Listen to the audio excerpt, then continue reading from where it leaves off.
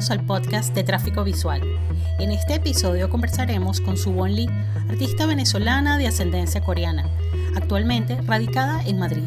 Conoceremos de su trayectoria, el proceso creativo detrás de sus fotografías, profundizando en su más reciente fotolibro que ha titulado Mr. and Mrs., proyecto realizado con las fotos dejadas en herencia por sus abuelos paternos, una publicación donde explora la identidad y la memoria familiar.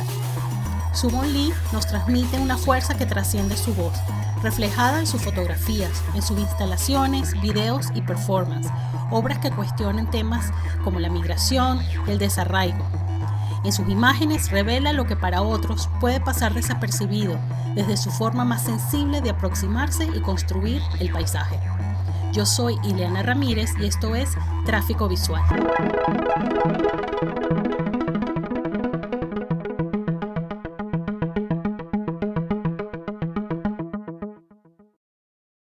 Bueno, vamos a comenzar entonces para darle la bienvenida a la artista venezolana Subon Lee. Hola Subon, ¿cómo estás? Bienvenida al podcast de Tráfico Visual. Hola Ileana, muchísimas gracias por la invitación. Un gusto conversar contigo de nuevo y gracias por esta oportunidad de conversar. Sí. Pero para mí es muy significativo hablar contigo y más al cierre del año, porque justo en el 2024 Tráfico Visual está celebrando los 15 años, ¿no? De su creación. Y Felicidades. gracias, gracias. La primera entrevista que yo hice fue contigo, ¿no? Entonces, una entrevista poco nerviosa de mi parte, con una cámara en mano ahí también tambaleando. La tengo a tiro, pero no sé si te quieres ver o no. Igual Me yo. acuerdo perfectamente. No, yo también te iba a comentar que sí, yo me acuerdo que esa fue nuestra primera entrevista. Yo creo que para mí también. Y tú no eres la única que estaba nerviosa, obviamente yo también. Pero bueno, 15 años es bastante tiempo y de verdad que enhorabuena por tu constancia y por tu arduo trabajo promoviendo y difundiendo el trabajo de los artistas venezolanos, tanto dentro como fuera del país. Así que de verdad mi admiración absoluta para Tráfico Visual y para ti. Gracias, Subón. Y sobre todo, bueno, y a ti, o sea, por la generosidad también de abrirte, de dar espacio para, bueno, para conocerte un poco más, para indagar en tu obra, en tus procesos. Y yo quería arrancar por allí, ¿no? Por favor, dinos desde dónde estás hablando hoy, desde dónde te ubicas, para que nos imaginemos un poco en dónde estás. Estoy aquí en Madrid, estoy en mi estudio en el barrio de Carabanchel, que es al sur de Madrid, que es un barrio donde se han instalado muchos artistas. Tengo ya 4 años viviendo aquí, casi 5, en enero voy a cumplir 5 años de haber llegado. Bueno, 5 años donde ha pasado pandemia, han pasado muchas cosas. Antes de eso también, bueno, yo me fui de Venezuela en el 2016, para recapitular un poquito, ¿no? Y del 2016 hasta mi llegada a Madrid pasaron 4 años donde, bueno, me mudé 3 veces, incluyendo la mudanza a Madrid. Antes, bueno, de Caracas me fui a Panamá, estaba mi madre allá, de Panamá me fui a Corea junto con ella y de Corea me vine a Madrid. O sea, en un espacio de 4 años me mudé 3 veces, cosa que no fue nada fácil, pero bueno, aquí estamos, estoy ya bastante instalada aquí y bueno, espero estar aquí un buen rato sin tener que volver a movilizarme. Bueno, de eso vamos a hablar también, de esos desplazamientos, de ese movimiento que creo que también forma parte importante en el proceso, ¿no? De tu obra. Y yo quería como un poco comenzar por allí, de uno porque eh, la idea también de esta conversación es ir revelando quién eres tú, qué haces, los que te conocen y bueno, los que también te están descubriendo, ¿no? Aunque Ujú. ya tu carrera es bastante amplia, extendida y, Y bueno, las biografías y los currículums están por allí siempre a la disposición, pero nada como escuchar de la voz del propio artista. Sobre todo, entender cómo te aproximas tú a cómo es ese encuentro con la fotografía para ti en tus comienzos. Eh, cómo fue ese cuando definiste o cuando entendiste o cuando de alguna manera reconociste que ese podía ser un instrumento para iniciar un camino de creación, de exploración, que hoy ya también se ha ampliado a otros medios. Pero quería que hablaras un poco de ese comienzo. Bueno, sí. Em, esta historia, bueno, comienza mucho antes de que yo estudiara fotografía en París. Eh, em, yo estudié universidad en Corea, del 96 al 98, y empecé haciendo fotografía, pero ya a nivel amateur, me metí en un club de fotografía ahí en la universidad, y ahí empieza, digamos, mi curiosidad, aunque yo ya estaba tanteando un poco en Caracas, con el medio fotográfico. En mi casa siempre hubo una cámara, aunque mi padre no fuera fotógrafo ni nadie en mi familia. Yo siempre jugué con la cámara que había en casa y bueno, siempre me interesó mucho el aparato como tal y también busqué tomar clases sin mucho éxito. Entonces, bueno, siempre hubo como una curiosidad, no solo con la fotografía, sino con el arte. Yo de pequeña solita iba a la Plaza de los Museos a ver las exposiciones, sin que nadie me llevara. Yo iba a ver religiosamente el Festival Internacional de Teatro, ¿sabes? Y me leía el periódico y me peinaba la sección de cultura para ver qué había. Siempre hubo como una gran curiosidad por el medio artístico en todas sus expresiones, ¿no? Entonces, bueno, nos adelantamos ya cuando estoy terminando mi carrera en Francia, en París, de francés, de estudios franceses. Y digamos que no me veo mucho, digamos, en ese ámbito del idioma como como una profesión, ¿no? O sea, tenía opciones de ser traductora o de dar clases de francés, pero yo decidí que, bueno, que ese no era el camino que quería tomar y a raíz de una exhibición en el Pompidou de arte contemporáneo, una gran colectiva con los grandes nombres del arte contemporáneo, digamos que se me abrió esa puerta, esa gran puerta, y entendí que, bueno, que eso era el camino que yo quería tomar, el camino del arte, un camino libre donde todas las expresiones estaban a tu disposición, ¿sabes? Entonces, para mí, bueno, fue como un antes y un después ver esa muestra y decido inscribirme en una escuela de fotografía. Y ahí, digamos que bueno, en la escuela de fotografía me enseñan las herramientas más técnicas, por así decirlo, pero no es una escuela de arte, ¿no? Entonces mi enfoque siempre fue hacia, bueno, cómo uso este medio para yo expresar lo que quiero decir, ¿no? En la escuela de fotografía se te enseña fotografía comercial, de estudio, de fotoperiodismo, y ninguna de esas ramas me interesaban a mí. Yo estaba ahí un poco para aprender cómo usar el Photoshop, etcétera, pero mi verdadera escuela fue ir a ver las exposiciones en la ciudad, en París, y también leer todos los libros de artistas, fotógrafos y artistas contemporáneos que podía consultar en la biblioteca del mismo Pompidou, ¿no? Entonces, bueno, yo empecé haciendo arte, esa era la época de, digamos, de esta explosión de los fotógrafos de la escuela de Düsseldorf, era la época también en la que Wolfgang Tillmans estaba teniendo como eh, mucha repercusión. Entonces yo me guié mucho por lo que estaba sucediendo en ese momento y decidí que, bueno, que quería usar el medio fotográfico como mi herramienta para decir lo que quería o lo que pensaba que quería decir en ese momento. Y fue así como, bueno, empecé a hacer trabajos con autorretratos, porque partí en este camino del arte con mi historia personal y decido que empiezo a hacer fotografías de mí misma, ¿no? Para entender un poco cuál es mi lugar en el mundo y entenderme a mí misma también, ¿no? Como este ejercicio de mirar cómo estoy yo en mi entorno me ayuda a saber y a conocerme a mí misma, ¿no? Por así decirlo. Subon, la podemos encontrar como Subon Koromoto Lee, ¿no? Sí.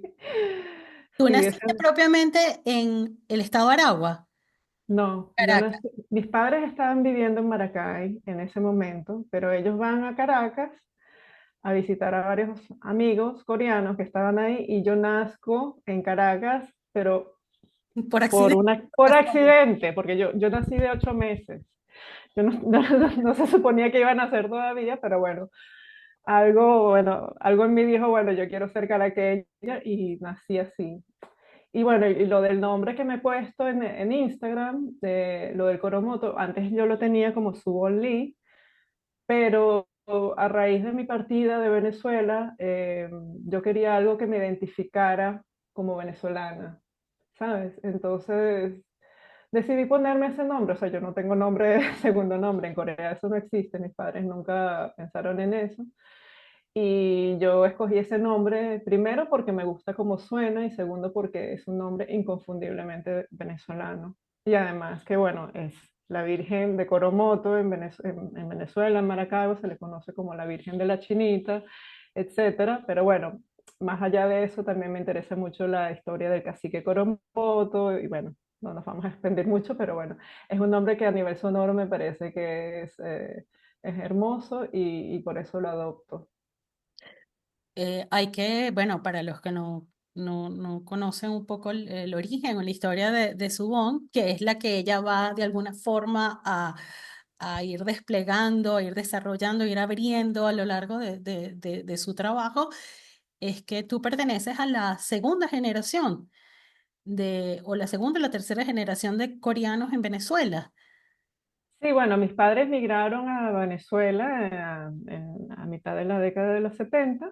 Yo soy la primera de mi familia que nace en Venezuela y sí, soy por ende segunda generación, ¿no? La primera generación es la que migra, la segunda es la que nace.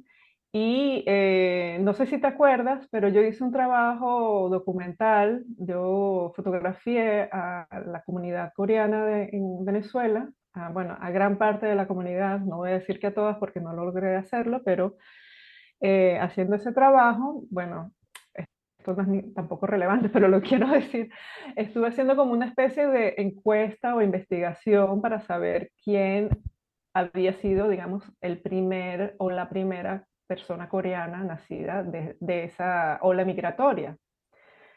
Y yo he llegado a la conclusión que posiblemente he sido yo. Pero bueno, eso no es nada relevante, es solamente una anécdota. Quería leer rapidito aquí una reseña de Aixa Sánchez a propósito del libro de arte contemporáneo de Venezuela en su volumen 2 que fue editado por Sagrario Berti y Aixa Sánchez, junto con, bueno, con de la mano de Francisco Raúl Villanueva, Kiko Villanueva, y estás entre los artistas en este volumen, artistas venezolanos y venezolanas. Y dice, la obra de Subon Lee se posiciona en las antípodas sujeto-universo, cercano-distante, luz-oscuridad, individual-colectivo, para señalar la vulnerabilidad de la condición humana frente a la inconmensurabilidad del cosmos y los ciclos de la vida. La de Lee es una obra autorreferencial, meditativa y contemplativa, forjada por la necesidad de emprender un proceso de conocimiento de sí y de sanación. Aun cuando la fotografía ha sido su medio privilegiado, su obra ha recurrido al video, la instalación, la gráfica y la cerámica para configurar cuerpos de trabajo en lo que es posible identificar las, la persistencia de recursos o elementos expresivos tales como largas exposiciones, atmósferas oscuras, paisajes siderales, cuerpos emanadores de luz, el brillo, el dorado, la grafía. Entonces, bueno, con este texto de Aixa Sánchez, también quisiera que pudiéramos hablar un poco de esos de esas composiciones en tus imágenes y en tu obra, o sea, esos disparadores, ¿no? Que están, uno, que te motivan a incursionar allí, esos que tienen que ver con la luz y sobre todo con la oscuridad, con las sombras. En alguna entrevista hablaste de las sombras. Recuerdo hablando de estos opuestos, pero también que al mismo tiempo son situaciones que pueden converger. Coincidimos en la Bienal de Puerto Alegre en el 2000, creo que era el 2013, Sí, eh, correcto. con la curaduría de Sofía Hernández Chancuy. Y bueno, gran sorpresa, tú estabas entre las artistas también participantes y habían una serie de imágenes que estabas mostrando allí que tenían que ver, tú me vas a corregir, pero recuerdo las de Rayo del Catatumbo, pero eran basadas en la noche, ¿no? En, Sí. no sé si era de la serie Crepuscular o... Y era esa del Catatumbo, eran dos fotografías, una gran foto del relámpago del Catatumbo y otra foto que tomé en Islandia, que es de otra serie. Pero es una foto, sí, que está, es como una especie de lo que llaman en el cine Day for Night, ¿sabes? Es una subexposición de un paisaje tomado durante el día, o sea, a plena luz del sol, pero como la subexpongo, parece una imagen nocturna, ¿no? Entonces yo hago un poco ese juego, pero sí es una exploración y de esa relación entre la luz y la oscuridad, sí.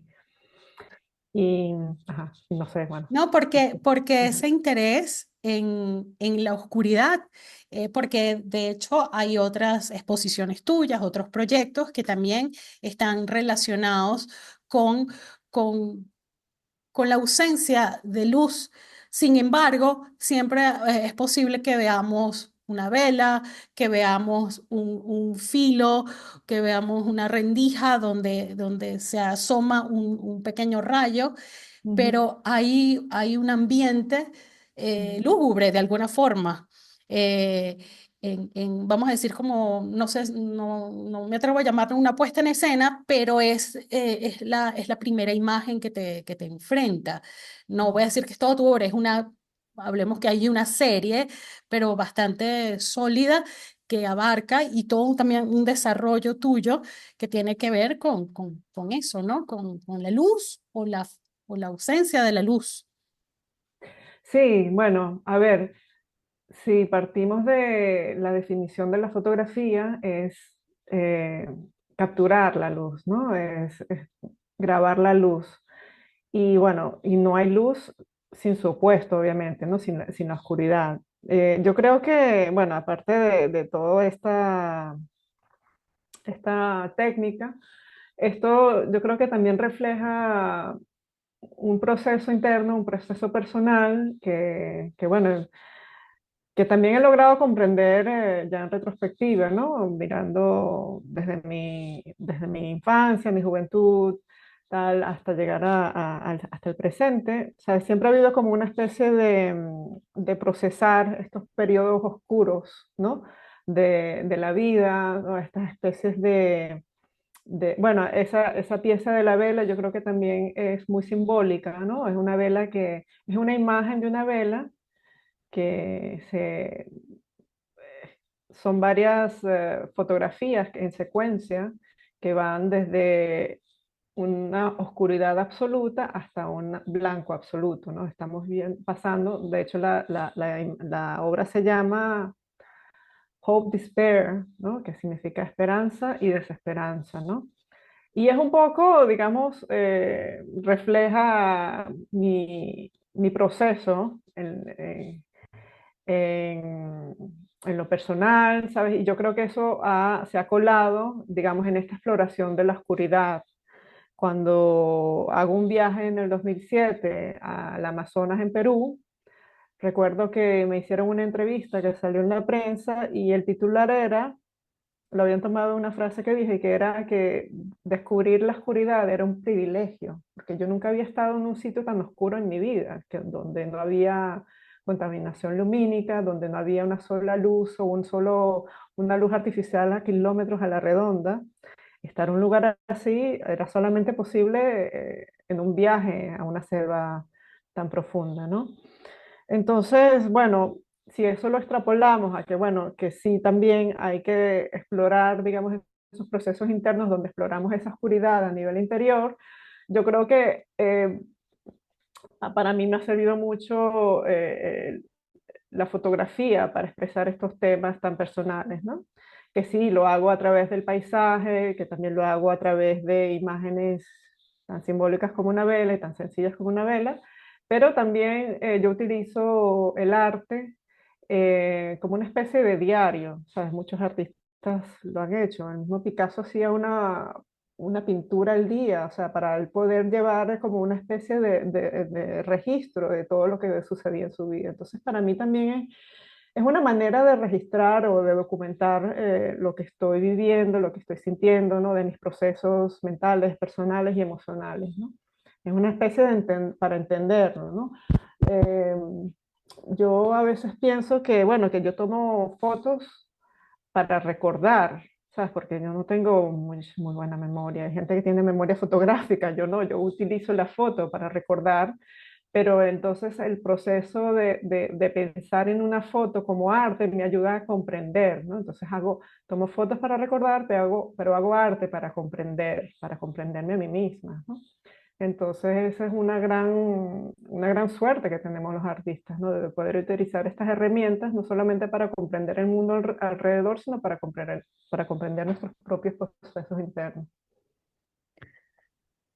Se podría decir que armas también una bitácora bueno, de tu día a día o de lo que vas observando. O sea, como que tienes esa doble función de tomar Ujú. fotografías para recordar y luego la fotografía como parte de tu oficio, como parte de tu trabajo artístico. Sí, es una bitácora que además me permite explorar sitios desconocidos, ¿no? Me permite llegar a sitios donde normalmente no habría llegado, me permite estar en una montaña o en un lugar recóndito con la excusa de capturarlo. O sea, eso es maravilloso. Es como, a ver, ya no viajo tanto como antes, quizás, como quisiera, pero los viajes me han permitido eso, ¿no? Y el arte me ha permitido armar, sí, este recorrido, ¿no? Este mapa de los lugares a los que he podido viajar y los que he podido recorrer y registrar. Y bueno, y crear una especie de, sí, no solo de bitácora, sino como de un álbum de imágenes, ¿no? De memorias. Entonces voy un poco más allá, que tú, bueno, ya hablaremos de la foto vernácula, pero también esto es una especie de álbum que creo con un poco mayor de intención, ¿no?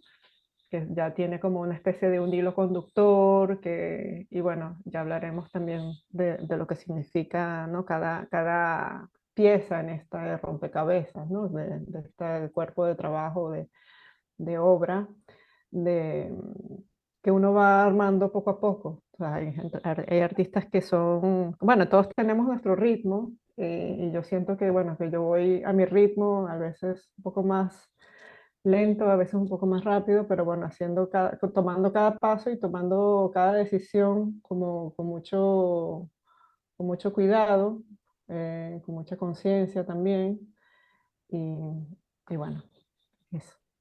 Tenía dos preguntas. Una, técnicamente, ¿con qué cámaras trabajas? ¿Tú trabajas con una cámara, un celular o con una cámara profesional, reflex o bueno, no sé? eh, Eso es un proceso que preparas con anticipación. Hay tema de luz, el tema, o sea, hay una preproducción para elaborar tus fotos.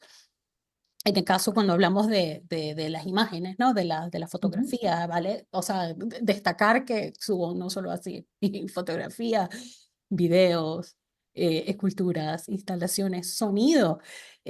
Pero bueno, hay para el tema hoy en día que también es como que tienes un teléfono y haces una imagen, te sientes cómodo haciendo una imagen para tu obra con un teléfono. ¿Con qué trabajas? Sí, a ver, sí, predominantemente he trabajado sobre todo con la fotografía y he tenido varias cámaras desde que empecé este recorrido. Primero tuve una cámara digital de mediano formato. Siempre he trabajado con foto digital desde que empecé a hacer obras. Primero porque es más práctico, es mucho más complicado trabajar con película, luego tratar de escanear, es más y mucho más costoso.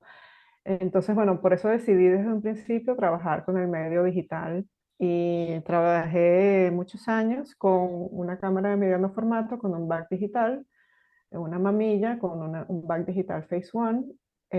Y esa cámara la sigo teniendo, pero yo no la uso tanto porque los sensores se han dañado. Y bueno, después tuve una Reflex, una Nikon que perdí. Y bueno, y ahora estoy trabajando con una Sony, una mirrorless. Y bueno, con esa estoy trabajando ahora. Y para las fotografías, digamos, a gran formato. Y aunque yo no vendo las fotos que tomo con mi teléfono, yo sí considero que el teléfono es un instrumento fundamental para mi obra, porque yo estoy tomando fotos constantemente porque yo no ando con la cámara sobre mi hombro todos los días. Muy pocas veces la saco porque, por un tema de que, bueno, de que tengo temas de espalda, de que la cámara es pesada, es inconveniente. O sea, cuando tengo que llevarla, de verdad que lo programo y de verdad que me planifico, pero no puedo andar yo cargando una cámara a las 24, o sea, cada vez que salgo, ¿no? Es más complicado. Pero sí utilizo la cámara de mi teléfono para documentar y procesos y para tomar notas, o sea, lo utilizo muchísimo. Todavía no he hecho una obra con todas esas imágenes, pero tengo un banco de fotos bastante amplio y estoy pensando si algún día haré algo con eso. También trabajo mucho con stills, con capturas de pantalla que tomo desde la computadora. También tengo otro banco de imágenes con todas esas imágenes capturadas. Y con respecto al tema de la luz, yo no trabajo con flash ni con luz artificial. En ese sentido, me distancio mucho de los fotógrafos. O sea, por eso yo nunca digo que soy fotógrafo. O sea, fotógrafo es alguien que de verdad maneja ese tema de la iluminación, los flash. Yo no sé manejarme con flash. De verdad que yo lo he usado muy poco. Y prefiero en realidad trabajar con la luz natural. Es verdad que, bueno, que han habido momentos en los que he hecho puestas en escena, como la foto del carro quemándose, la del oasis, pero esa tampoco ha sido con luz artificial, siempre es con la luz natural. Ha habido más un tema de producción, de llevar las plantas a este lugar, de coordinar con los dueños del carro, que después también me ayudaron a quemarlo, pero trabajo siempre con la luz que hay, ¿sabes? En eso sí yo soy como mucho más, eh, no sé si casera es la palabra, pero prefiero también, o sea, para mí el tema de la iluminación, yo necesito que sea lo más natural posible. Los flash le dan ya otro aura un poco más artificial, que bueno, que funciona de maravilla para otras cosas, pero digamos que para lo que yo busco no es lo que quiero. Y como parte de ese cuerpo de imágenes, em, ahí bueno, te vas de Venezuela y también empieza como un proceso de reacomodar, reinstalarte y repensar lo que vas a hacer a partir de tu obra. Y una exposición que creo que es bastante significativa, que tal vez reúne como parte de ese trabajo previo o de lo que está en proceso, que es el Body Space Time Light. Y tal vez allí hay, y eso es otra parte que me da inquietud, esa traslación de lo personal como de autorretrato o autorreferencial, pero hay una traslación del paisaje. O sea, digo traslación que también incluye estas series de paisajes por la cantidad de lugares que has visitado, la cantidad de lugares que para ti han despertado bueno, ese interés, ¿no? De esa luz que o va a iniciar o ese atardecer o ese eh, o como tú dices, de repente no hay un atardecer o un anochecer, sino es el manejo de la luz Ujú, a tu propia discreción, pero que es como un elemento bastante, es un aspecto que está allí presente. Entonces, esa es una exposición que tú haces en Corea del Sur, ¿cierto? ujú.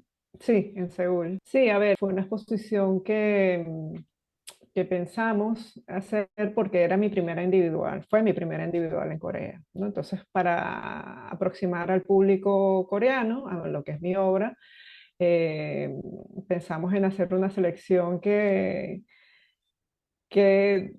aproximara al público a todos los temas que he trabajado, ¿no? Hasta ahora, ¿no? El tema del autorretrato, el paisaje y sobre todo también la última serie que he hecho al llegar aquí a Madrid, que es la de cómo medir el tiempo, ¿no? La serie de los relojes. O sea, fue una pequeña selección de cada serie, ¿no? Entonces, bueno, fue un poco esa la idea, además de que también expuse la serie de los coreanos en Venezuela, también expuse un libro de artista que hice a partir de los álbumes de la familia, ¿no? Entonces fue como dar un poco una introducción a lo que es mi obra, a un público para el cual soy totalmente desconocida, ¿no? Fue un poco esa la idea y Aixa me ayudó en la curaduría y en el texto de esa exposición y pensamos en un recorrido, ¿no? En la importancia de que la exposición tuviera un comienzo y un final y que, bueno, que esto diera a entender un poco el universo y el lenguaje y el mensaje a través de mi obra, ¿no? También hay que mencionar que la obra de Subón forma parte de grandes colecciones privadas y una de ellas es la de la colección Patricia Phelps de Cisneros. Sobre todo, creo que marca un hito porque es incluida también en una exposición que se presentó en el MoMA, Chosen Memories, y tengo entendido que se presentaron tres imágenes tuyas. Fueron Tres, cuatro al fueron final, cuatro, fueron cuatro. sí. Yo estoy como sumando porque vi una entrevista que decían dos, de no tres, pero ahora son cuatro, muy bien. Hay tres en el catálogo, es cierto, que inicialmente eran tres porque son las tres obras que fueron donadas por Patti Cisneros a la colección del MoMA y fueron escogidas también para la exhibición, pero entró una cuarta imagen que forma parte de la colección aún, que es creo que es de Adriana Cisneros, decidieron incorporarla también. Entonces al final por eso son cuatro en lugar de tres, pero son tres las que están en la colección misma del museo. ¿Cómo ha sido esa, porque con respecto a la exposición en Corea del Sur, en Seúl, fue en Seúl, El Seúl, sí. en Seúl, eh, ¿cómo fue ese reto para ti de decir, bueno, de alguna forma yo pertenezco, pero o cómo va a ser la repercusión, la respuesta del público a partir de lo que tú estás, que al final son, bueno, también son imágenes universales, se pueden transmitir sentimientos que no tienen que ver totalmente con el territorio o como tal vez son sensaciones o situaciones que uno puede identificar, pero no porque pertenezcas a un lugar u otro, pero igual para ti, porque ya uno va a un lugar y dice, ah, bueno, subo un Lee y tienes hay una referencia, pero no sé, como para ti, ¿cómo fue esa sensación de mostrar en un lugar que para ti era nuevo? Nuevo en el sentido de positivo. Bueno, fue bastante curioso, por así decirlo. Es un público que, bueno, es un público, bueno, que estuvo, fue mi familia, obviamente, y estuve muy contenta de mostrarle el trabajo, sobre todo el que había hecho a partir de los álbumes familiares, pero también ellos nunca habían visto una obra mía en vivo. Entonces, para mí fue importante compartir eso con ellos. Pero es verdad que también había muchas personas que no conozco y que, bueno, yo hasta el sol de hoy no sé qué piensan o qué pensaron, cuál fue el feedback. O sea, yo no, a ver, sí, hablé con algunas personas, pero siento que igual es un tema que es bastante lejano, ¿sabes? Comprender todo este tema de la migración para ellos, o sea, cuando muestro también la serie de los coreanos en Venezuela, la galerista me dijo, bueno, que es que en Corea es muy poco conocida esa experiencia, a menos que tengas familiares que hayan migrado, ¿no? Entonces, estoy todavía trabajando con temas que son bastante nuevos, yo creo, para la gente de allá, pero que sin embargo me parece que precisamente por eso es importante, ¿no? Exponerlos a esto. Pero bueno, sí, fue bastante grato, bastante curioso, bastante extraño también, bastante emocionante y bueno, sí, espero volver a exponer allá en un futuro no muy lejano de nuevo. No sé si es una pregunta reiterativa para hacérsela a un artista, pero bueno, ¿te importa lo que piensa el espectador? ¿Te gusta escuchar lo que ve, lo que percibe la persona que va a un lugar y ve tu obra? ¿O es algo como que ya tú lo hiciste, ya lo expusiste, ya lo lanzaste al universo y está allí? Y bueno, y tal vez si hay un feedback, bienvenido o no quieres saber cómo es tu relación como, con esa comunicación, porque siempre va a haber un mensaje, va a haber una interpretación. No sé, me da curiosidad saber cómo es esa Pues un relación, cómo poco lo de manejas. todo, yo creo que un poco de todo. O sea, yo no lo evito, ¿sabes? Sí, cuando llego a leer alguna reacción o alguna crítica, bien sea positiva o negativa, a ver, me parece interesante saber lo que opina la gente. Obviamente uno no le va a gustar a todo el mundo, no le vas a caer bien a, a todo el mundo, eso es imposible y tampoco es lo que te motiva, tú lo que estás, bueno, lo que estás es creando algo y lo estás soltando al mundo, y ya el mundo ve lo que hace con eso, ¿no? Ya la obra tiene su vida propia y trato, bueno, lo dijo muy bien Georgia O'Keeffe, sabes, que ella había resuelto que tanto las críticas como las alabanzas las iba a meter en el mismo lugar, sabes, y que eso la liberaba muchísimo. Entonces, yo creo que eso es bastante, es una buena actitud con respecto a que, bueno, la gente la puede amar o lo puede odiar, pero lo importante es que resuene contigo la obra, que tú la saques de un lugar bastante genuino, que lo saques desde tu verdad, que uno busca siempre comunicar una verdad, ¿no? Entonces, para mí eso es lo que debe eh, ser más importante. Sobre eso que dices de tu verdad, también y por eso quería entonces ahora que habláramos un poco de ese libro y del álbum familiar y de la fotografía vernácula que te atraviesa, porque son tus ancestros, porque es tu origen, porque es tu familia, es tu sangre, y también es un tema de identidad, que entonces allí es un factor que conecta con con el afuera, pero que el afuera también retorna. Entonces Mm. no es una obra, yo percibo tu obra que no está aislada, no está, a pesar de tener de sentirla tan sensible como puede ser, que hay un misterio, porque en toda obra también hay un misterio, hay como que un grito pero en susurro de que está diciendo cosas de forma muy enfática y muy vehemente. Hay un momento muy importante también en tu trabajo, que es la publicación de este libro que se llama Mr. and Mrs. En la reseña dice, ofrece un cautivador viaje a través del tiempo, la historia y las vidas entrelazadas de dos individuos a lo largo de más de 50 años. Eh, con un diseño innovador a dos caras, ambas sirven de portada y contraportada, simbolizando la dualidad y la interconexión de las vidas que narra. Esto es un álbum familiar, esto es un álbum a partir de tus padres, de tus abuelos. Explícanos aquí para los que te escuchamos de qué trata este es un libro, que es fotolibro, cuéntanos cómo se conforma esta publicación. Sí, bueno, es lo que llaman un fotolibro, ¿sabes? Que distingue un fotolibro de un libro de fotografías, pues que un fotolibro, digamos, tiene un recorrido que es, digamos, algo así como una exposición en papel, ¿sabes? Como que tiene un hay una curaduría, hay toda una intención, hay un mensaje que es muy distinto a, ponte tú, a los libros que hacía Bulton de la Isla de Margarita, ¿no? Que tiene texto y tal. Un fotolibro se distingue porque está concebido, tiene un concepto cerrado, ¿no? Tiene una idea. Entonces tú estás comunicando, es un formato único porque estás planteando lo que no podrías plantear en una exposición o en otro lugar, sino en un libro. Y eso lo hace especial, ¿no? Es un proceso que empieza cuando llego acá. Yo me inscribo en un curso máster que ofrece la fábrica, un poco para conectarme con el gremio fotográfico de aquí.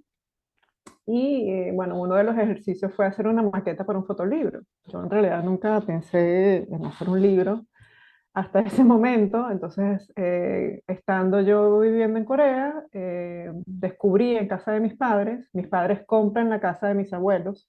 Entonces ahí quedan un cerro de álbumes que está ahí olvidado en una esquina, cogiendo polvo. Y cuando yo descubro eso, para mí eso fue como descubrir un tesoro, porque ahí habían fotos, Ileana, que yo jamás había visto. Habían fotos de mi padre de bebé, habían fotos de mi tatarabuela. Y eso que yo viví con mis abuelos en mis años de universidad allá, yo viví 2 años con ellos y ellos nunca me habían mostrado esas fotos, fíjate. Eso era como para ellos. O sea, ellos nunca pensaron en que, bueno, se las vamos a heredar a los nietos. Pero de alguna manera me estaban esperando a mí, afortunadamente. Y son más de 1000 fotografías que yo me pasé un buen tiempo registrando con mi cámara. No las escaneo, sino que las fotografía. Hago fotos de fotos, que fue un proceso bastante interesante ya de por sí, porque me relaciona con la imagen de una manera muy especial, ¿no? Yo estoy ahí como tomando, como si estuviera tomando la foto original. Fue como una especie de túnel ahí en el tiempo un poco bastante interesante. Y yo hago ese registro, empiezo a hacerlo entre el 2018 y el 2019. Y fue como, bueno, entender, bueno, ¿qué quiero hacer con esto, no? Y hubo un momento en el que yo pasaba por las páginas de todos estos álbumes y veía fotos de bebé de mi papá, de mi abuelo, de mis tíos, y yo iba viendo cómo crecían, se hacían niños, se hacían adultos, se casaban, tenían hijos, ¿sabes? Era como ver la película completa de la vida de todos. Y eso a mí me impactó mucho porque era ahí muy evidente lo del paso del tiempo, ¿no? Y los álbumes empiezan, la primera foto, no estoy tan segura, pero bueno, hay una foto de mi abuelo cuando nace, mi abuelo nace en el 32, y las últimas fotos son ya cuando mi papá le está enviando fotos de mi hermano y de mí creciendo en Maracay en los años 80. O sea, estamos hablando de más de 50 años de historia, ¿no? Que hay aquí.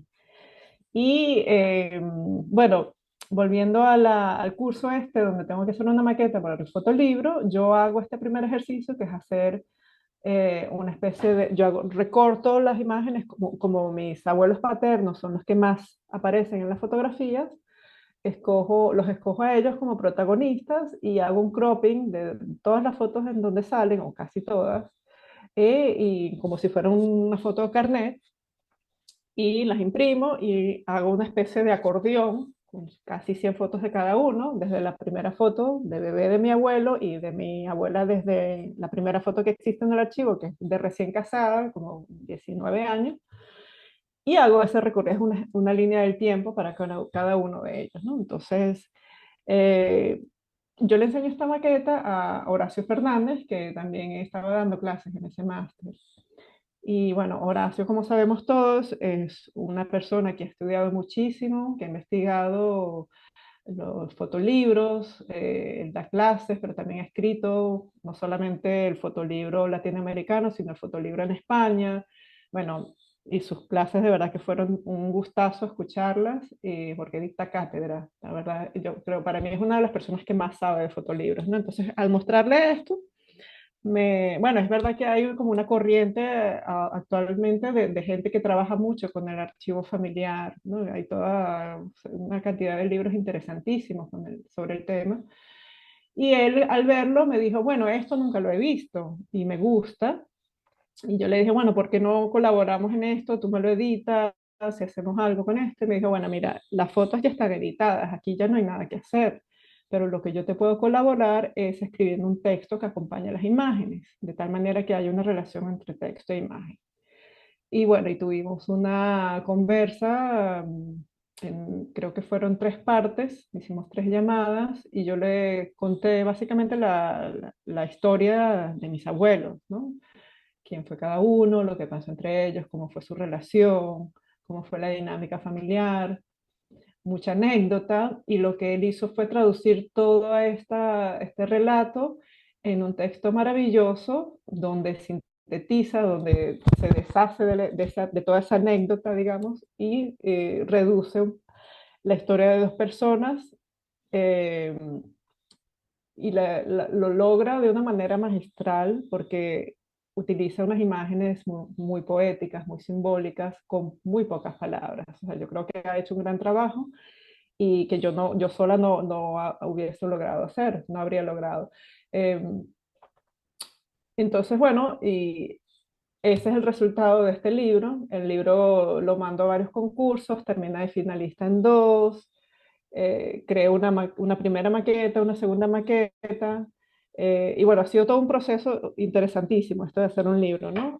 El libro inicialmente tenía 3 volúmenes, o sea, un libro para él, un libro para ella y un tercer libro que al final decidimos sacarlo, que era con las fotos originales de donde se sacaron los retratos. Cuéntame un poco cómo fue ese proceso de edición y también cómo ha sido esa difusión, la divulgación del libro. Ojalá que pronto lo podamos tener aquí en Caracas. Eh, Sí, bueno, mira, el proceso ha sido bastante interesante. No me voy a extender mucho porque, a ver, he hecho como muchos detalles, pero ha sido muy interesante comprender desde el inicio, o sea, yo tenía una idea como muy exquisita y cara de lo que quería hacer con el libro, quería que tuviese como una cubierta en terciopelo y tal, pero ya después aterricé y dije, bueno, eso no es viable a nivel económico, ¿no? Entonces, por un lado, estaba diciendo que el libro inicialmente consistía de 2 volúmenes en un estuche. Entonces, por cuestiones económicas, me deshice del estuche y eh, uní los 2 libros en uno solo. ¿Y cómo los uno? Y haciendo este juego de voltear el libro. Para voltear el libro tienes que ver el otro. O sea, para ver el libro, el otro libro lo tienes que voltear, ¿no? Entonces, esa fue como mi manera de resolver este problema de que, bueno, de cómo hacemos un solo libro de 2. Pero a nivel conceptual también me pareció como mucho más interesante, porque estas son 2 personas, mis abuelos, que vivieron juntos toda su vida, vivieron juntos más de 60 años. Entonces, y además, ella se muere en el 2007 y él se muere a los 4 meses. O sea, de verdad que estuvieron vinculados de principio a fin, ¿no? Entonces yo quería que esto se reflejara en, en este objeto, en este primer libro que hago, y fue la manera de resolverlo, ¿no? Y es muy bonito porque en el centro, o sea, cuando se termina un libro y el otro también se unen, y en la página central hay una foto donde salen, es la única foto donde salen ellos juntos, ¿no? Entonces, bueno, me parece que a nivel conceptual funcionaba perfectamente. Y bueno, ya después buscando un editor que también fuese el distribuidor, o sea, estaba buscando a alguien que pudiese tener la mayor distribución a nivel mundial. Y bueno, por eso decidí trabajar con RM, que es esta editorial de Barcelona, que también tiene oficina en México y distribuyen, tienen muy buena distribución, no solo en España, sino en Europa y en todo el mundo, en Estados Unidos. Y eso era lo que quería, lo que quiero alcanzar, ¿no? Alguna mayor difusión de este trabajo. Porque bueno, los libros, hay que decirlo, los libros son un gran esfuerzo, son costosos, o sea, no al nivel de una película, obviamente las películas son mucho más costosas, pero igual significa una inversión económica importante. O sea, hacer un libro requiere de recursos y es un gran esfuerzo, pero también es una manera de llegarle a un público muy distinto al del arte. Por ejemplo, no todo el mundo va a ver una exposición no todo el mundo puede comprarse una obra de arte, ¿no? Entonces, aunque no represente, digamos, un retorno a nivel económico, porque todos sabemos que los libros, nadie se hace rico con libros, muy poca gente, pero sí es algo como muy importante en la carrera de todo artista, yo creo, como para darle difusión o para llegarle a un público, ¿no? Que no es el habitual.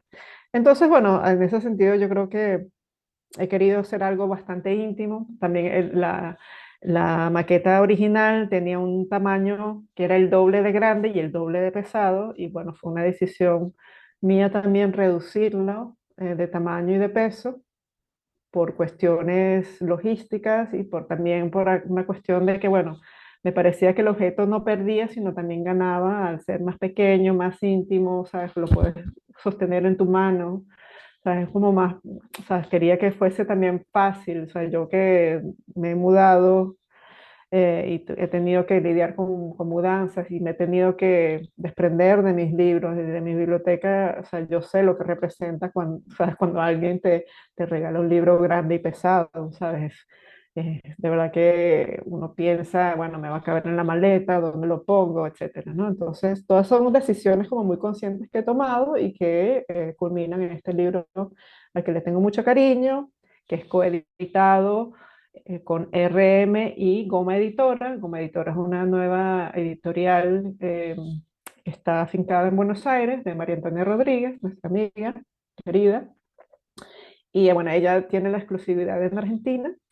Y el libro, bueno, se presentó aquí en Madrid en octubre y también se presentó recientemente en noviembre en la Feria de Parifoto, en la parte de los libros. RM tiene un stand ahí todos los años y bueno, tuve la fortuna de poder ir a promocionarlo allá.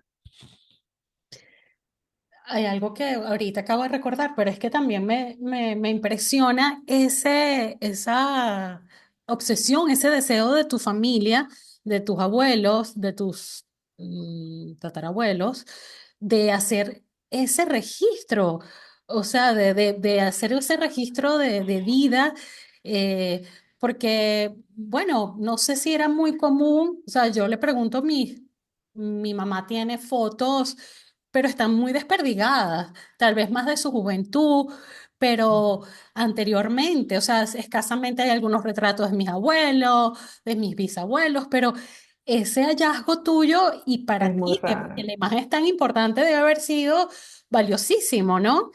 Sí, sí, de verdad que fue, como te decía antes, fue como encontrar un tesoro.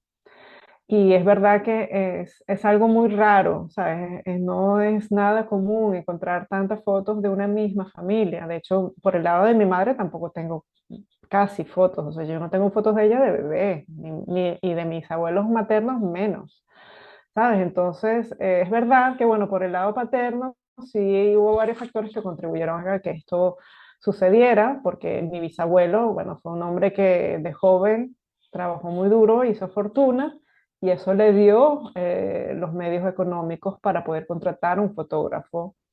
Y ya, bueno, también mi abuelo se convierte en un aficionado a la fotografía y él también, bueno, tiene una cámara y empieza a tomar él mismo también las fotos.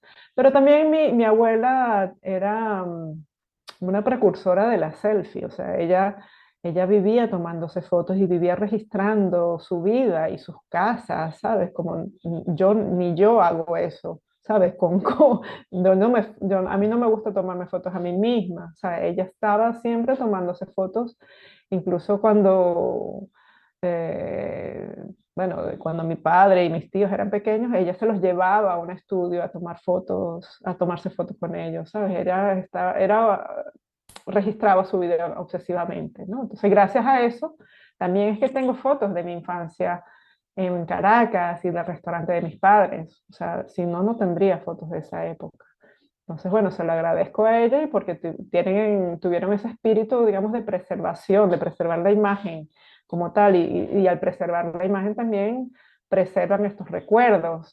Por eso también es una oda a esto de la fotografía vernácula, porque es una manera de registrar vidas y memorias que estamos perdiendo, ¿no? Con el auge de la imagen digital, Ya muy pocas personas guardan álbumes impresos, entonces estamos perdiendo esta manera de recordar, que me parece crucial, pero bueno, es algo inevitable, ¿no? Y bueno, y por eso me parece también interesante el proyecto, porque no solamente es hacer como una especie de reflexión en torno a todo esto de la imagen y de los álbumes y de la fotografía familiar, pero también hay una reflexión sobre eh, mm, sí, la historia de la fotografía, de cómo reflexionamos sobre cuáles son digamos, los roles de género de una cierta generación. O sea, lo que vivieron mis abuelos, o sea, esa generación que tuvieron entre 4, 5, 6 hijos, hoy en día en Corea ya no están teniendo ni siquiera hijos, ya ni siquiera se están casando. Bueno, ahora hay un nuevo movimiento que es el 4B, que ya ni siquiera quieren tener relaciones sexuales. O sea, todo el mundo está cambiando constantemente y este libro termina siendo un documento de un tiempo único y pasado, el cual, bueno, esto es como un registro de algo de una antigüedad, básicamente, ¿no? De algún tiempo que ya pasó, que ya no es el que estamos viviendo, ¿no? Entonces, por ese lado también me parece algo precioso, ¿no? Bueno, algo de valor, ¿no? Que me parece importante compartir. Y bueno, también esto el tema de la familia, ¿no? El tema del linaje. Tengo amigas que son adoptadas, que no tienen este acceso a la historia familiar. Tengo amigas también que no quieren tener acceso a esa historia familiar por una razón u otra, ¿no? Entonces es una reflexión también sobre lo que significa la familia, lo que significan los lazos de sangre, ¿no? Eh, es una reflexión universal, ¿no? Porque todos tenemos telenovelas familiares, por así decirlo. Bueno, definitivamente tu familia, tu abuela fue visionaria en ese sentido de preservar y conservar eh, y guardar como todo ese legado. Ya forma parte de una herencia cultural y una cultura, una herencia también que trasciende porque para ustedes es muy importante, pero tal vez para un núcleo, para una comunidad, desde inclusive esa encuesta que tú hiciste aquí en Venezuela yo recuerdo ese encuentro que se hizo en Los Galpones, hoy en el día del G17, pero habían familias completas allí que se estaban reuniendo, era como casi una convención. Yo casi no entendía mucho qué estaba pasando, pero digo yo, una convención, una gran reunión de todas esas familias, ¿no? Que eran como varias generaciones, creo que se llama Kiopos. Eh, Kyopo, sí. Kyopo significa los coreanos que están afuera, ¿no? Los coreanos que están viviendo fuera de Corea. Fue de verdad una experiencia muy bonita, porque yo creo que era la primera, o fue la primera vez, digamos, que se visibilizó a nuestra comunidad de alguna manera, ¿sabes? Porque la comunidad coreana en Venezuela es muy pequeña, siempre lo ha sido. No así la China ha tenido una presencia mucho más grande y ha ido creciendo con los años, pero los coreanos han sido muy pocos y muy poco conocidos nuestra experiencia. Por eso también yo creo que todo el mundo se sintió como muy, bueno, a uno le gusta cuando es reconocido, cuando es visto. O sea, yo creo que todo es lo que todo ser humano quiere, ser visto en esta vida, ¿no? Entonces, cuando no se nos ve, cuando se nos anula, cuando se nos invisibiliza, es cuando empiezan los malestares sociales, ¿no? Entonces, yo creo que eso es algo que también bueno, he tomado mucho más conciencia de ello estando fuera de ya de Venezuela y también este ejercicio de retomar ese vínculo con lo familiar, con mis raíces, con mis ancestros, es también como un gesto bueno, de conectarme con ese sentimiento de pertenencia, ¿no? Que siempre, desde que tengo uso de razón, desde que crecí en Venezuela de pequeña, yo no me sentía parte de una familia. Nosotros crecimos sin primos y sin tíos, o sea, muy solos, ¿no? En ese contexto en Caracas y en Maracay, ¿sabes? Siempre fue una vida muy solitaria, ¿sabes? Siempre fue como sentirse desvinculado de todo. Entonces, para mí, bueno, aunque claro que siempre que viajaba, o sea, yo no viajé de pequeña mucho, mi primer viaje a Corea fue a los 12 años, primero a los 4 y después a los 12 años, después a la universidad, pero siempre hubo un vínculo ahí como abstracto, pero cuando me voy a vivir allá es cuando ya empiezo a vivir lo que es la familia, ¿no? Entonces, bueno, sí, es como el libro también busca rescatar esa conexión, ¿no? Con con esos lazos familiares. Creo que es importante porque de esta manera también empiezas a conectar y lo que te decía, no solamente tu núcleo más cercano, sino que también es como son historias que se pueden repetir o que se pueden ver en otras personas y ahí se forma un grupo más grande, ¿no? Empiezan las coincidencias. Y yo me quería ubicar más hacia el presente para hablar de esta exposición que creo que todavía está en, en sala, que se llama The Appearance Art of the Asian Diaspora in Latin America and the Caribbean. Y bueno, recientemente presentaste el performance Dictée Exilé, que creo que son como términos en francés, pero bueno, ya nos vas a contar un poco de qué se trata, y también que hay una inspiración, ¿no? O hay como una de otra artista que también tiene un origen coreano. eh, entonces, pero háblenos un poco cómo surge esta invitación, participas allí. Sí, la invitación la recibo el año pasado. Chie me escribe, se comunica conmigo y me invita a hacer una llamada con Chie Hojima y Judy Rafael, son dos curadores brasileños de ascendencia japonesa, son Nikkei, y Chie vive en Estados Unidos y Yuji vive en Sao Paulo. Ellos, bueno, ellos llegan a mí gracias a Diana López, porque Diana y Herman son miembros de los patrons de America Society. Y cuando Diana fue a visitar la America Society, Chie le habló sobre esta exposición que habla sobre la diáspora asiática en Latinoamérica y en el Caribe. Y Diana le dijo, bueno, que tenía que conocer mi obra, ¿no? Eh, Afortunadamente, sí, esta curaduría ha sido como muy importante para mí. Fue como muy oportuno porque, bueno, es un momento en el que se están estudiando mucho las diásporas, ¿no? A nivel académico, en Estados Unidos especialmente, y eso de verdad que es algo maravilloso.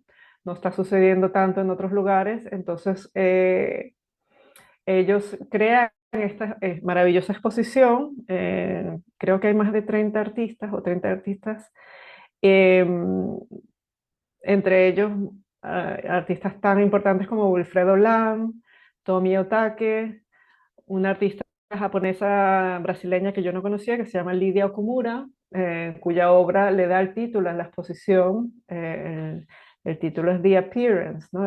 The Appearance tiene que ver con la aparición, con cómo apareces, cómo es tu apariencia, ¿sabes? Tiene como muchas connotaciones interesantes, muchas reflexiones sobre precisamente lo que hemos hablado, ¿no? De cómo esta apariencia física es tan disonante, ¿no? Con lo que, con mi forma de hablar o con mi forma de pensar, ¿no? O bueno, como con mi experiencia y con la de toda la experiencia de los artistas que estamos en la exposición y cómo cada uno la traduce, ¿no? En su obra. Eh, Cuando estábamos trabajando, bueno, ellos me invitan con dos obras en particular. Una es la del reloj, la de la serie de cómo medir el tiempo, con una obra que precisamente en lugar de las horas está apuntando hacia, bueno, tiempo para ser latina, tiempo para ser asiática, tiempo para ser Latination, como dicen en inglés, o Asian Latina, o Tiempo para ser invisible, ¿no? Estamos hablando de la invisibilización, tanto voluntaria como involuntaria, de la manera de invisibilizar a una comunidad que hasta ahora yo creo que ha sido como bastante, no sé si ignorada es la palabra, pero bueno, no se ha hablado de este tema tanto. De hecho, es la primera exposición que se hace sobre este tema en Nueva York. Para mí es una exposición histórica y de verdad que es todo un honor poder estar en ella. La otra pieza con la que me invitan es una serie, una foto de la serie de Family Atlas, que es una serie donde organizo el álbum completo de mis abuelos por planchas. Entonces expongo una de las primeras planchas al lado del reloj.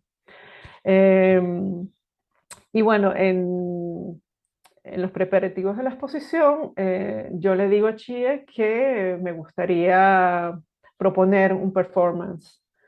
Em, y bueno, esto para mí es territorio nuevo. Yo había hecho alguna acción hace mucho tiempo en la velada de Santa Lucía, pero no un performance como tal. Entonces, para mí fue todo un reto concebir y pensar en algo que fuera, digamos, coherente con mi obra y con lo que yo quisiera, con lo que yo quería expresar en el contexto de esta muestra. Y para ello, bueno, tenía como una idea inicial, tenía un concepto mm, que fui desarrollando a lo largo de 6 meses, porque la primera idea la tuve en mayo y me he tomado 6 meses para desarrollar esta pieza, especialmente para esta muestra, y presenté en la performance el pasado 20 de noviembre allá en American Society.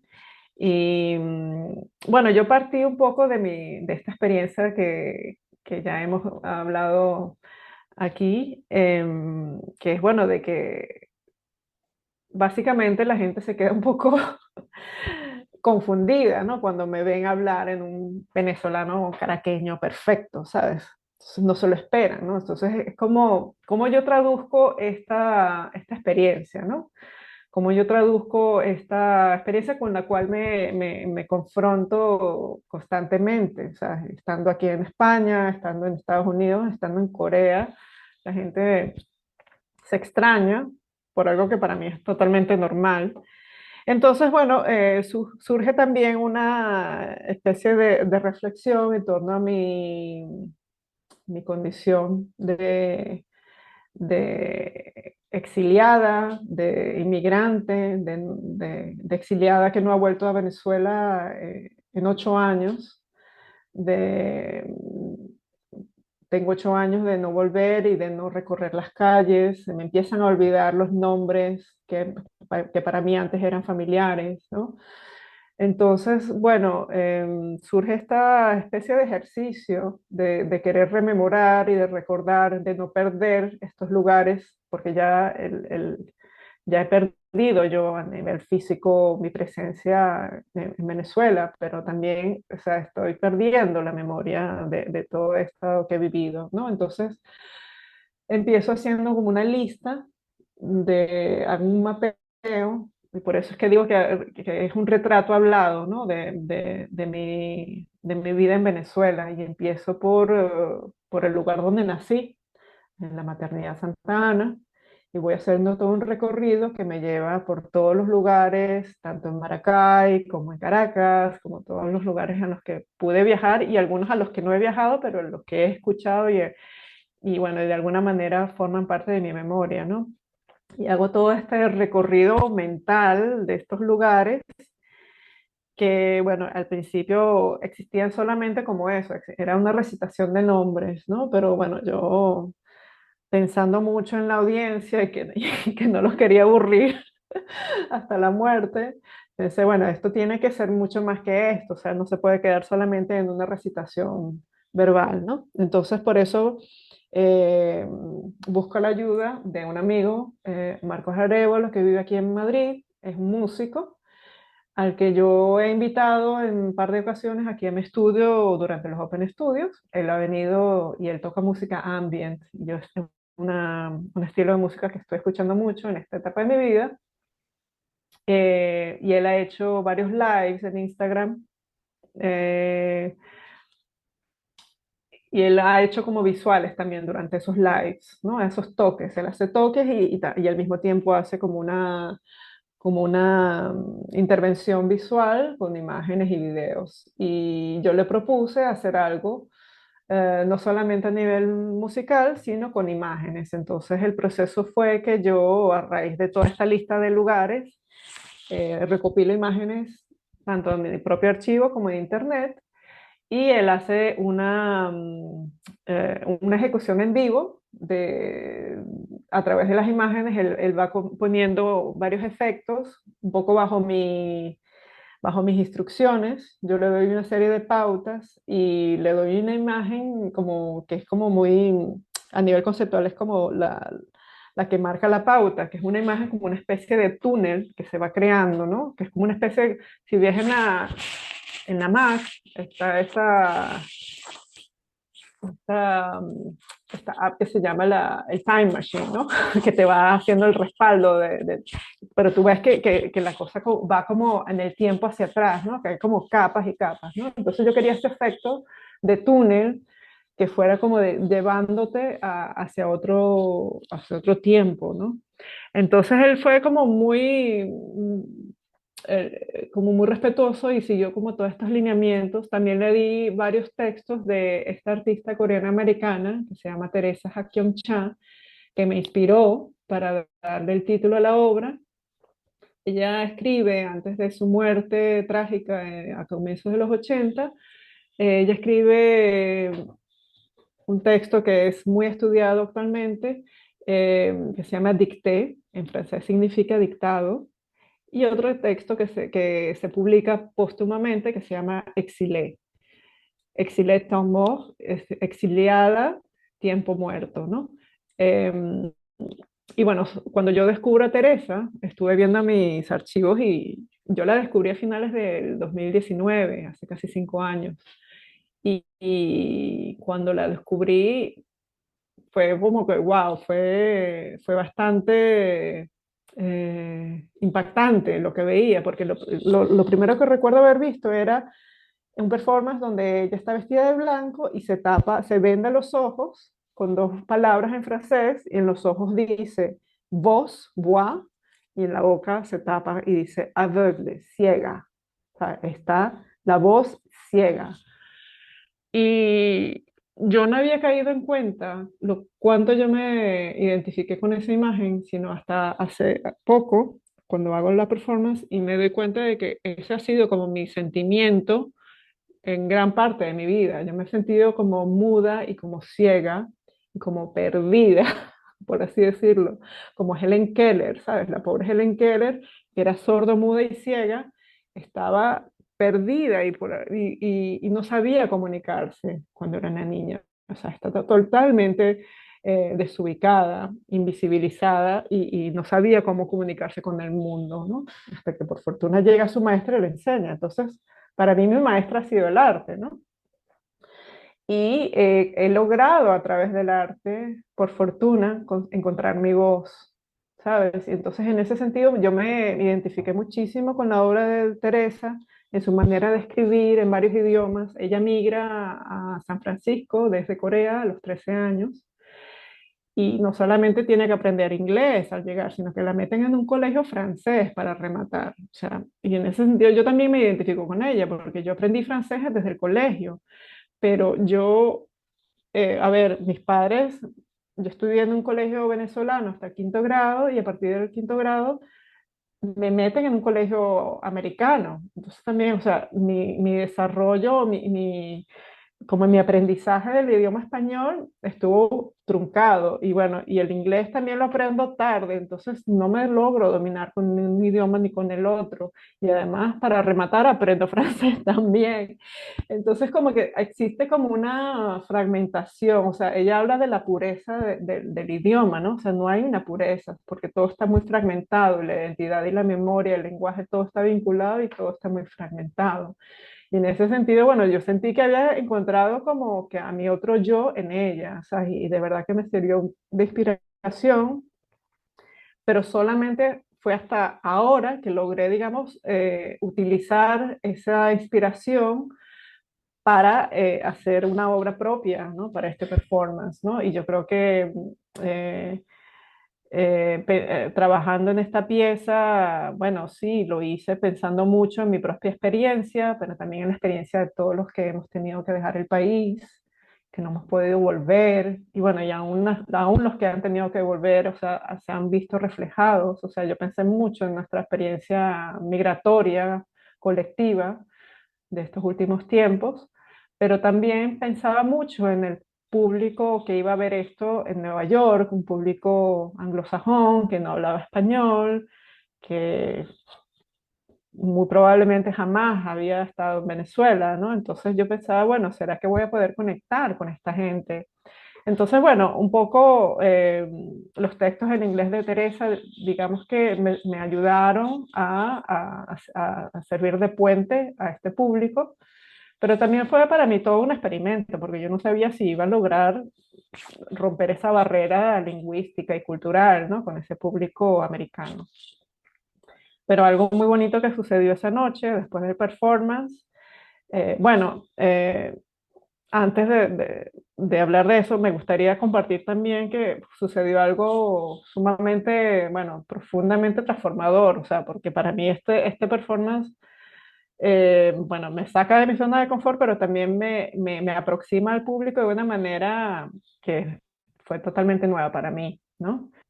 Entonces yo siento que hubo ahí como un quiebre en mi proceso creativo, fue un antes y un después, y fue una especie bueno, fue una experiencia bastante especial, ¿no? Al terminar el performance, se me acercan varias personas, bueno, los venezolanos que estaban ahí, varios se me acercaron muy conmovidos, varios tenían muchos años viviendo en Nueva York, varios me dijeron que lloraron, ¿sabes? Cosa que, bueno, me hizo constatar que sí, la pieza logró llegarles. Pero no solo eso, sino que también se me acercaron dos personas americanas. Una es coreana que está viviendo allá, pero bueno, tiene varios años viviendo allá, y uno es un señor americano que se me acercó y me dijo que había sido un amigo cercano de Teresa. Entonces, y bueno, y me dijo eh, que lo que yo había hecho estaba muy en la línea de lo que es su trabajo, y que si ella lo habría visto, le habría gustado. Y para mí eso fue el mejor cumplido que me han podido dar esa noche. También bueno, no se me acercó, pero esa misma noche recibí un email de una chica, de esta chica coreana, que me dijo que es estudiante de doctorado en la Universidad de Nueva York, y que gran parte de su investigación tiene que ver con los archivos de Teresa, y que a través de los años ha podido ver muchas piezas inspiradas por la obra de ella en Nueva York, en California y en Corea, pero que también, o sea, que mi pieza le había, o sea, destacaba, o sea, sobresalía de entre todas esas piezas, cosa que, bueno, también me corroboró que había logrado una conexión genuina con un público que no era hispanoparlante, ¿no? Y una cosa que decía, bueno, Teresa escribió en uno de sus textos, que en uno de sus performances ella quería ser el sueño de la audiencia, y que una pieza, un performance se completaba cuando la audiencia, cuando el público la completaba, cuando el público conectaba, y ahí era completa. Entonces yo esa noche sentí que eso había sucedido, y para mí de verdad que fue un momento mágico, la verdad, y fue bastante transformador y lo agradezco muchísimo. Bueno, no estuve allí, hubiera querido estar allí, pero por lo que cuentas, por los otros testimonios y porque lo vi por que nunca va a ser igual, lo vi por internet, hicieron un registro, eh, bueno, yo me conecté muchísimo, ¿no? Entonces no me puedo imaginar el que tiene mucho tiempo sin estar, sin venir, eh, pero como, o sea, es como que tú estás hecha de lo mismo a pesar bueno, de tus ancestros, de toda tu historia, pero estamos hechos de lo mismo, ¿no?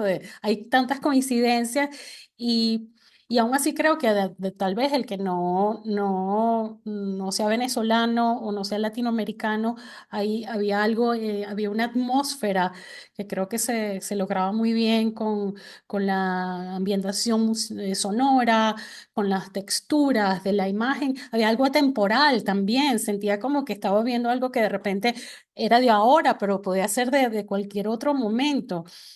Por, no sé, algo en la textura de los colores, la colorización del video. em, Había algo que me trasladaba como a otro momento, ¿no? Creo que ese trabajo que hiciste con Marcos, Ujú.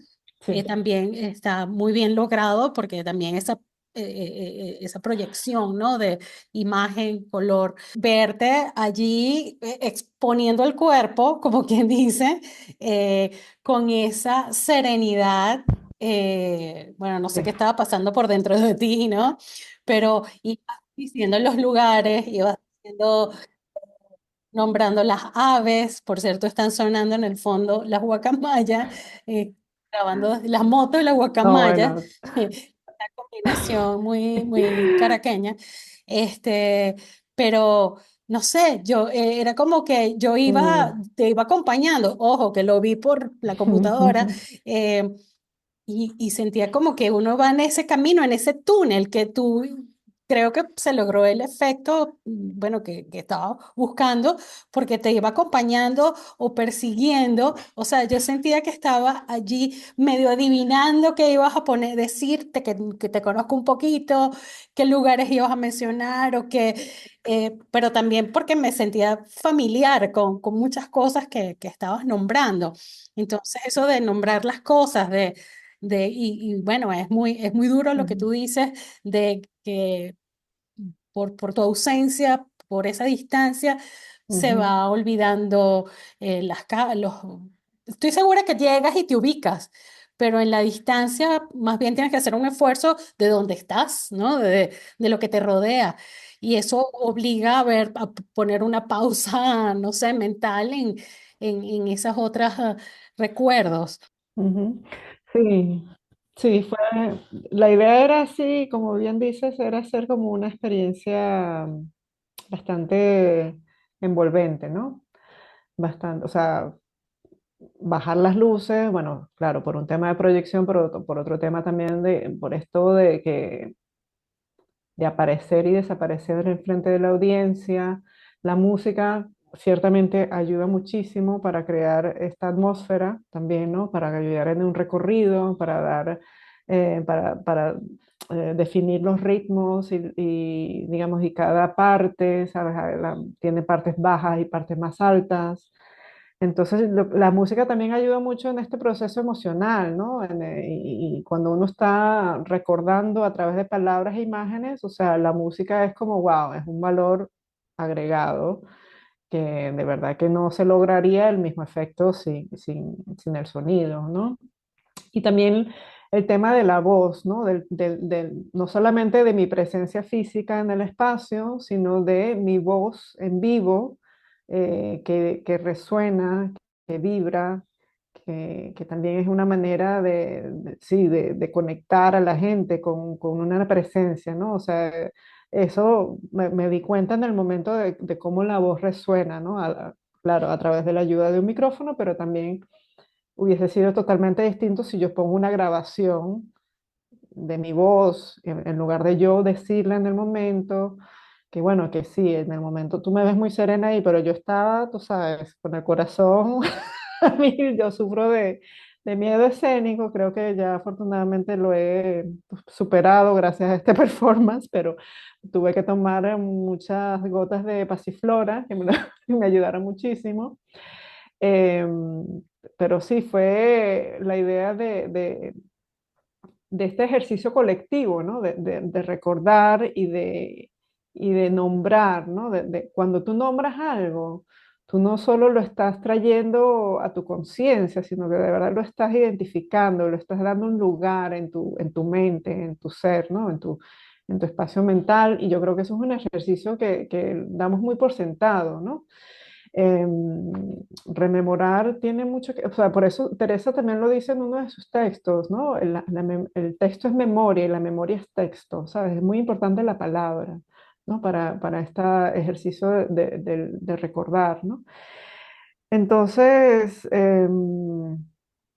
sí, ha sido como una fortuna, digamos, que todo esto convergiera y pudiésemos lograr una experiencia en la cual hemos podido viajar juntos, porque ha sido un viaje colectivo, ¿no? Porque no solamente, o sea, yo recordaba al nombrar un lugar, por ejemplo, Maracay, quizás no tiene la misma resonancia para ti que para mí, ¿me entiendes? Entonces cada quien está generando ya sus propias imágenes en su mente, ¿no? Entonces eso es súper interesante, ¿no? Ese ejercicio colectivo, ¿no? De qué significa cada palabra para cada una. Para alguien puede significar algo positivo, negativo, neutro, ¿sabes? Entonces es como qué evoca en cada uno, ¿no? Todas estas palabras.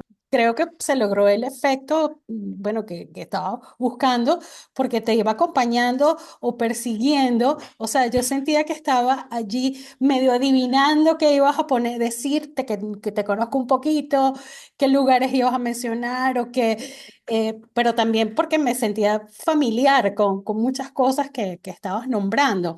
Entonces, eso de nombrar las cosas, y bueno, es muy duro lo que Ujú, tú dices de que por tu ausencia, por esa distancia, se ujú, va olvidando los... Estoy segura que llegas y te ubicas, pero en la distancia más bien tienes que hacer un esfuerzo de dónde estás, ¿no? De lo que te rodea. Y eso obliga a ver, a poner una pausa, no sé, mental en esas otras recuerdos. ujú. Sí, sí, la idea era así, como bien dices, era hacer como una experiencia bastante envolvente, ¿no? Bastante, o sea, bajar las luces, bueno, claro, por un tema de proyección, pero por otro tema también por esto de aparecer y desaparecer en frente de la audiencia. La música ciertamente ayuda muchísimo para crear esta atmósfera también, ¿no? Para ayudar en un recorrido, para dar, definir los ritmos digamos, y cada parte, ¿sabes? Tiene partes bajas y partes más altas. Entonces, la música también ayuda mucho en este proceso emocional, ¿no? Y cuando uno está recordando a través de palabras e imágenes, o sea, la música es como, wow, es un valor agregado que de verdad que no se lograría el mismo efecto sin el sonido, ¿no? Y también el tema de la voz, ¿no? No solamente de mi presencia física en el espacio, sino de mi voz en vivo, que resuena, que vibra, que también es una manera sí, de conectar a la gente con una presencia, ¿no? O sea, eso me di cuenta en el momento de cómo la voz resuena, ¿no? Claro, a través de la ayuda de un micrófono, pero también hubiese sido totalmente distinto si yo pongo una grabación de mi voz, en lugar de yo decirla en el momento, que bueno, que sí, en el momento tú me ves muy serena ahí, pero yo estaba, tú sabes, con el corazón a mí, yo sufro de miedo escénico, creo que ya afortunadamente lo he superado gracias a este performance, pero tuve que tomar muchas gotas de pasiflora que me ayudaron muchísimo. Pero sí, fue la idea de este ejercicio colectivo, ¿no? De recordar y de nombrar, ¿no? Cuando tú nombras algo, tú no solo lo estás trayendo a tu conciencia, sino que de verdad lo estás identificando, lo estás dando un lugar en tu mente, en tu ser, ¿no? En tu espacio mental. Y yo creo que eso es un ejercicio que damos muy por sentado, ¿no? Rememorar tiene mucho que, o sea, por eso Teresa también lo dice en uno de sus textos, ¿no? El texto es memoria y la memoria es texto, ¿sabes? Es muy importante la palabra, ¿no? Para este ejercicio de recordar, ¿no? Entonces, Sí, ha sido como una fortuna, digamos, que todo esto convergiera y pudiésemos lograr una experiencia en la cual hemos podido viajar juntos, porque ha sido un viaje colectivo, ¿no? Porque no solamente, o sea, yo recordaba al nombrar un lugar, por ejemplo, Maracay, quizás no tiene la misma resonancia para ti que para mí, ¿me entiendes? Entonces cada quien está generando ya sus propias imágenes en su mente, ¿no? Entonces eso es súper interesante, ¿no? Ese ejercicio colectivo, ¿no? De qué significa cada palabra para cada una. Para alguien puede significar algo positivo, negativo, neutro, ¿sabes? Entonces es como qué evoca en cada uno, ¿no? Todas estas palabras, ¿no? Esto para mí ha sido como un gran descubrimiento, ¿no? Hacer esta experiencia y este ejercicio a través de las palabras, ¿no? De los nombres.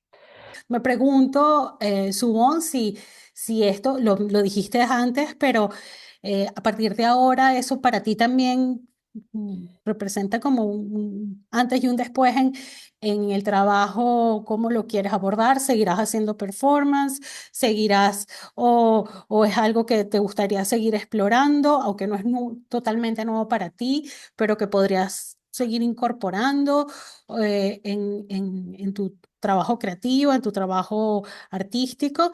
Y también otra pregunta es si estos temas, estos bueno, de memoria, de identidad y por supuesto migración, desplazamiento, hablando de aquí el presente y el futuro de lo que estás haciendo, van a... son asuntos que siguen teniendo gran pertinencia para ti. Eso para resumir y para saber en qué andas. Y de aquí al 2025 y en adelante, en qué estás trabajando.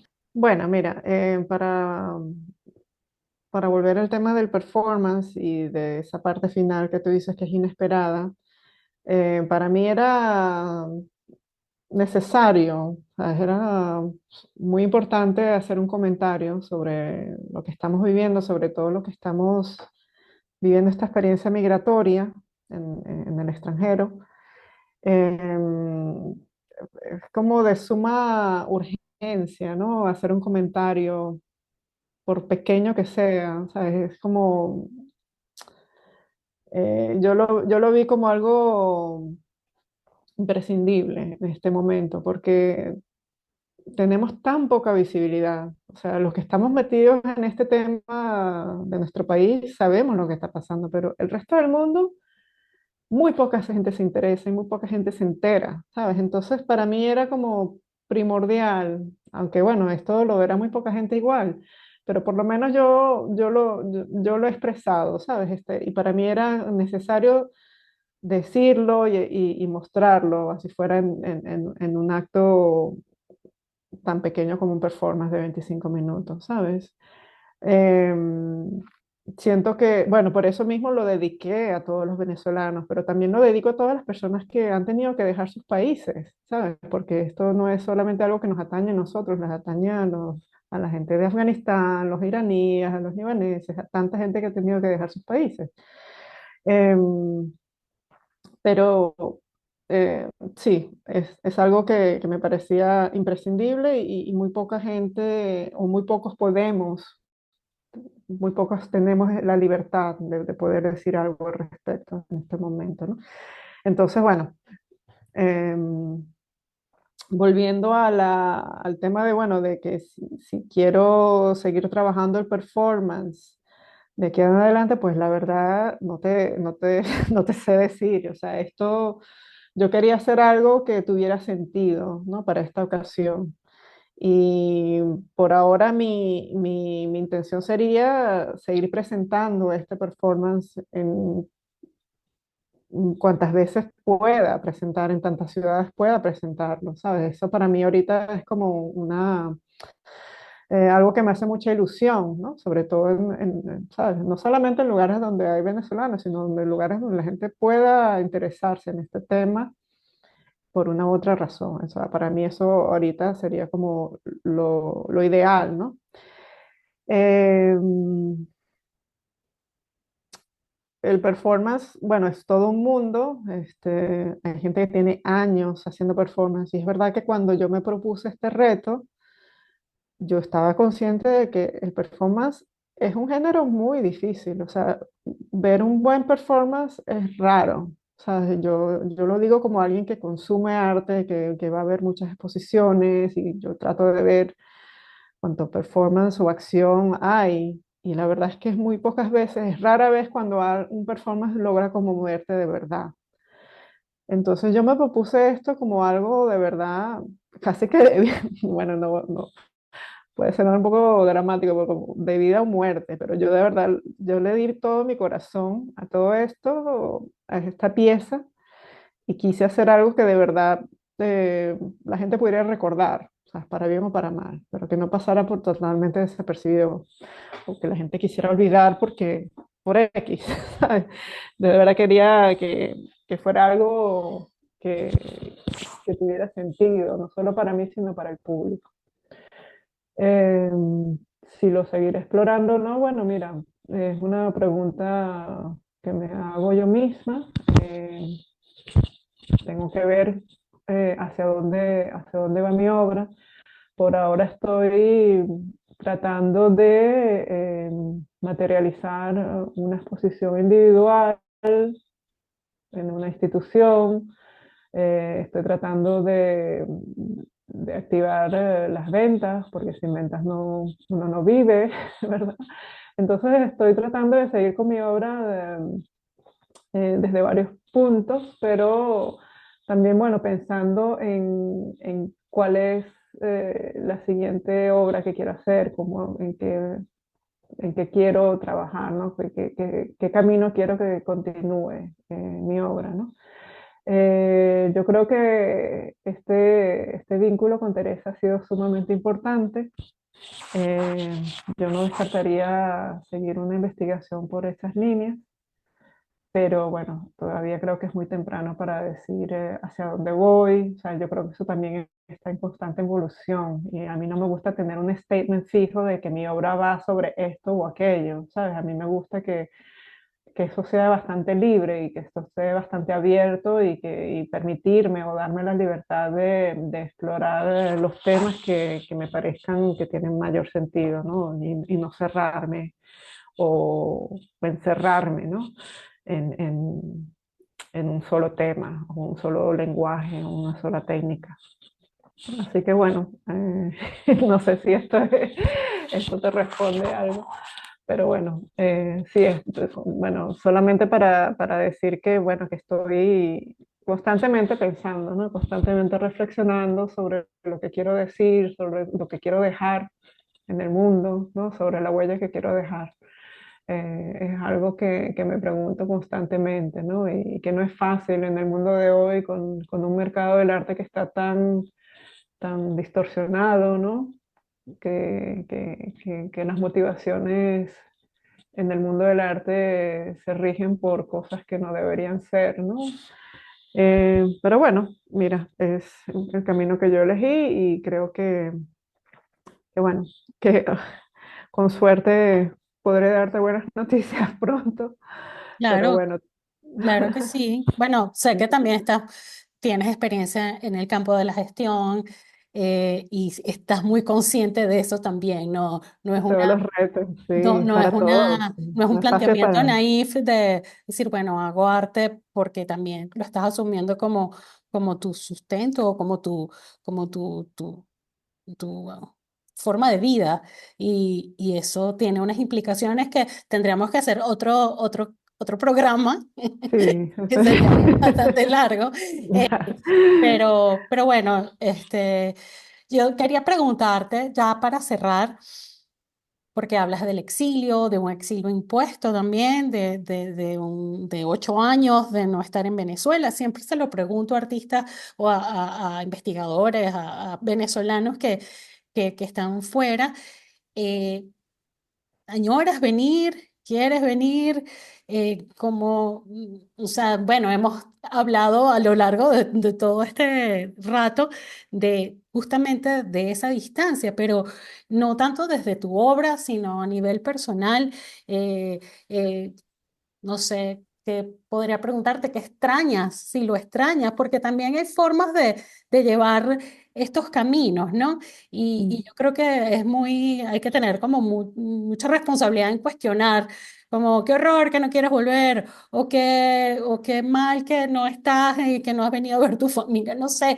En tu caso, bueno, tienes muchos afectos, tu familia creo que toda está afuera, pero igual hay un vínculo con todo lo que nos has contado a lo largo de este tiempo. Entonces, bueno, no sé si quisieras compartir eh, qué, qué realmente extrañas o qué te gustaría, o si quisieras volver, o no sé, como, Mira, claro que sí, obviamente que añoro enormemente Venezuela, eh, lo extraño muchísimo, lo extraño profundamente, extraño sobre todo a mis amigos, como tú, como tanta gente cercana con la que compartí tantos años y que no he vuelto a ver porque a menos de que la gente viaje, no nos hemos vuelto a ver desde que yo me fui, ¿sabes? Añoro muchísimo el paisaje, añoro el clima, no sabes, el clima es lo mejor de Venezuela. Pero añoro la gente, sobre todo, y me encantaría volver. Lo que pasa es que, bueno, la circunstancia es complicada y, bueno, una serie de razones por las cuales yo decido irme de Venezuela, ¿no? Y esas, bueno, bajo unas circunstancias un poco traumáticas, pero también digamos que la situación en general no ha cambiado, ¿no? En el país y hasta que no cambie, a mí me cuesta un poco pensar en volver, porque para mí eso me hace muy difícil a nivel personal, a pesar de que tengo todas las ganas de querer volver, ¿sabes? Me encantaría si algún día vuelvo ir a Roraima, subir el Roraima, que nunca lo pude hacer, ¿sabes? Por ejemplo, en la Gran Sabana. Me parece uno de los lugares con un nivel energético increíble, que no, o sea, y la gente, o sea, eso es equivalente al nivel energético de la gente, o sea, una gente, la gente que he conocido, bueno, que hay de todo, obviamente, tanto de lo mejor como de lo peor, pero de lo mejor que he conocido en Venezuela es de lo mejor que he conocido en mi vida, ¿sabes? Y yo lo agradezco tanto, o sea, yo se lo agradezco a mi padre, le agradezco que me tuvieron en Venezuela, ¿sabes? Porque si yo hubiese nacido en Corea sería otra persona, totalmente distinta. No tendría este idioma, no tendría esta manera de hablar. Y uno es la manera en que uno se expresa y la forma de hablarte de verdad que te define, ¿sabes? Eso es algo que yo me he dado cuenta y quizás uno no lo concientiza tanto, pero yo me he dado cuenta aquí y en todas partes cuando, mira, apenas escucho dos, tres palabras, yo ya sé que ese es un acento venezolano. Eso es algo tan increíble, ¿sabes? Como ese sentimiento de pertenencia nada más por compartir una manera de hablar. Y eso es para mí el país, es la manera de hablar, porque la manera de hablar es la manera de expresarse, de pensar, una actitud ante la vida, ¿no? Dice tantas cosas. Sí, es algo valiosísimo para mí. Sí, bueno, añoro volver, claro que sí, no sé cuándo, pero espero que pronto. claro que vas a volver y yo espero verte antes o en ese momento. Antes de irnos, porque yo quería que viéramos un momento, unos pequeños segundos de esa, de esa primera grabación. Si lo- Ay, Dios, en serio, hace Espérate. 15 años, Pero imagínate. bueno, para aligerar, Éramos unas niñas. para aligerar la carga. Espérate. Ay, no sé si quiero verlo, Eliana. No, ok. No sé. Bueno, a ver. No importa, esto lo podemos editar, no importa. Bueno, vamos a reírnos, sí. Claro, claro, Qué claro. risa. Ya va, ya.